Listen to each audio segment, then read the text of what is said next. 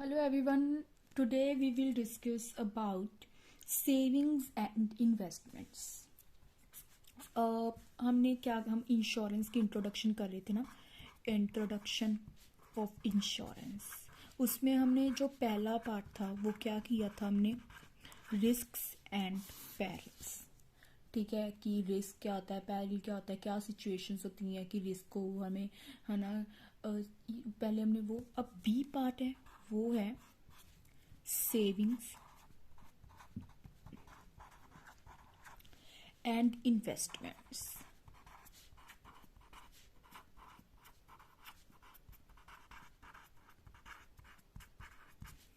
अब हम बात करेंगे इनकी। ठीक है, कि ये इंश्योरेंस में क्या।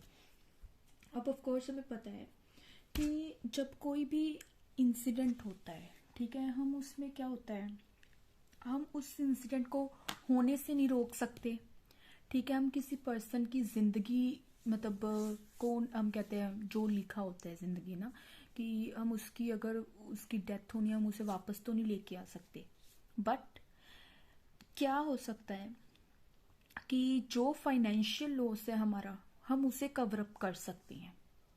ठीक है, वो कैसे, सेविंग्स और इन्वेस्टमेंट से। अब it is possible for us to take measures to reduce financial consequences। ठीक है, that arise due to above mention, जो हमने रिस्क किए थे, जो हमने पहले ऊपर हमने मेंशन किए थे, कि जैसे आग लग सकती है ना, सुनामी आ गई, फ्लड आ गए, ऐसा कोई भी इंसिडेंट होता है।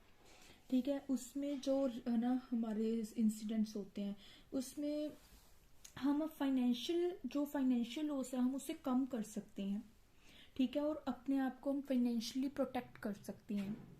ठीक है, और वो कैसे कर सकते हैं, जैसे कि हम, है ना, मतलब इन्वेस्टमेंट कर सकते हैं या फिर सेविंग कर सकते हैं। अब ऑफ कोर्स हम अपने पेरेंट्स से देखते हैं, पेरेंट्स हमें सिखाते हैं, अगर वो हमें पॉकेट मनी कर देते हैं, मोस्टली वो कहते हैं सेव करो, इसे सेविंग ज़रूरी है। ठीक है, आगे वो आपके लिए हेल्पफुल है। अगर आपको आगे कोई, मतलब मुसीबत आती है कोई, है ना, आपको फाइनेंशियली ज़रूरत है, तो जो वो सेविंग है वो आपकी तब एक पैक बन सकती है, आपके सारी जो लॉस है उसे कवर अप कर सकती है। अगर आपको ज़रूरत है तो हमें सेविंग से उसे यूज़ करके हम उस सिचुएशन को हैंडल कर सकते हैं। ठीक है, ऐसे इन्वेस्टमेंट है। इन्वेस्टमेंट में क्या होता है, नॉर्मली जब हम किसी चीज़ में इन्वेस्ट करते हैं, ठीक है, मनी, तो ऑफ कोर्स हमें कब हम कोई इंसिडेंट हो जाए, तो जो हमारी इन्वेस्टमेंट की हुई मनी है वो तो आती है, साथ में कुछ रिटर्न भी और भी आता है उससे, जो मान लो, है ना, कोई इंटरेस्ट कह लो, या उसके साथ कोई हमें प्रॉफिट होता है वो भी आता है।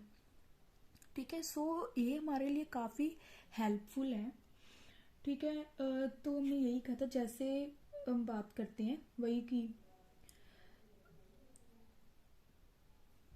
जैसे हम बात करेंगे कि मान लो कोई पर्सन एकदम से मर गया।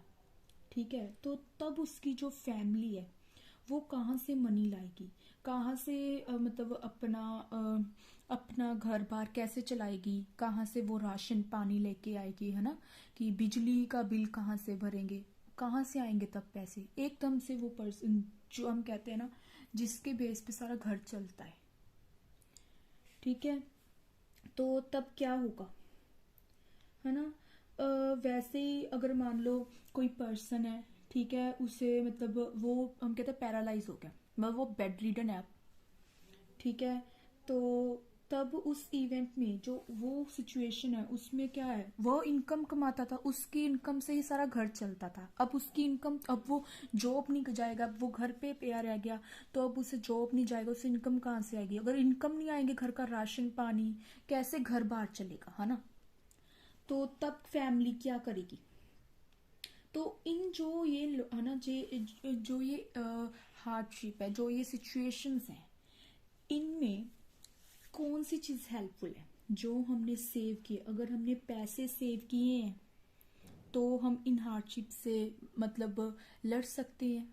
हम अगर हमारी सेविंग्स होंगी, हम उनसे अपना घर बार चला सकते हैं जितना टाइम, बट मैं ज़्यादा से तो कम हो ही गई ना। हम कहते हैं बेटर देन नथिंग, नहीं है उससे तो बेटर है ही है सेविंग। ठीक है, the loss suffered is so large in such all situations that one saving may not be sufficient to take care of financial burden, है ना। ऐसा होता है कि अकेली एक ही सेविंग, है ना, से पूरा घर बार नहीं चल सकता। ठीक है, हम कहें कि एक ने सेविंग की थी, उससे हम सारा कुछ कितना टाइम करेंगे, बट हाँ थोड़ी बहुत हेल्पफुल है, बट इतना नहीं है। ठीक है, सो इसका नेक्स्ट स्टेप आता है जो हमारे लिए और भी फायदेमंद है। Thank you so much for watching this video.